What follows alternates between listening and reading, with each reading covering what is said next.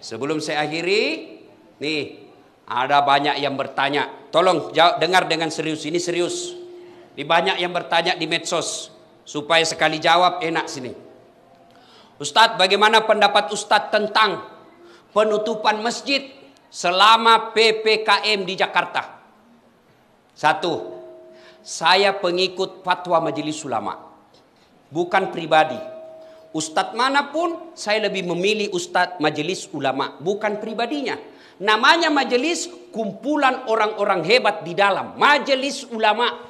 Di majelis itu ada ahli fikih, ada ahli sejarah, ada ahli bahasa, ada ahli filsafat, ada ahli sosial. Semua berkumpul, bermusyawarah dan memutuskan rumah ibadah di PPKM untuk sementara dianjurkan untuk tidak datang ke masjid.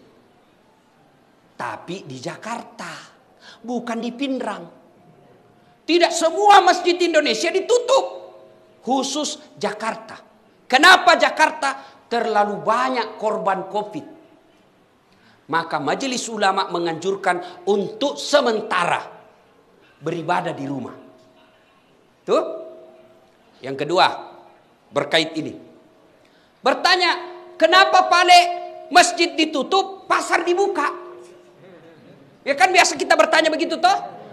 Paham ima deceng. Paham dengan baik. Semua fungsi-fungsi masjid boleh dipindahkan dan dilakukan di rumah. Saya ulang, semua fungsi-fungsi masjid boleh dipindah ke rumah dan dilaksanakan di rumah. Apa maksudnya? Sholat berjamaah boleh di rumah. Berdoa boleh di rumah. Ngaji boleh di rumah. Zikir boleh di rumah. Tapi fungsi-fungsi pasar tidak bisa kau pindahkan ke rumah. Mau beli beras, tidak ada beras, beli kau di rumahmu. Cocok kok pak belu berak kok.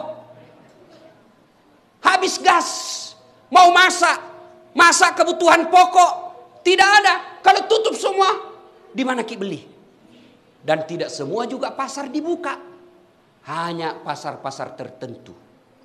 Yang ketiga, Bapak Ibu Saudara-saudara sekalian, bijaksana dalam menerima pesan-pesan media sosial.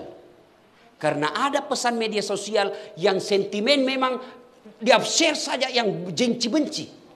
Habis energi, habis tenaga hanya untuk berdebat.